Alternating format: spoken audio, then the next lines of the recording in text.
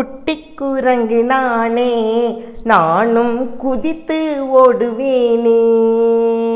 குட்டி குரங்கு நானே, நானும் குதித்து ஓடுவேனே.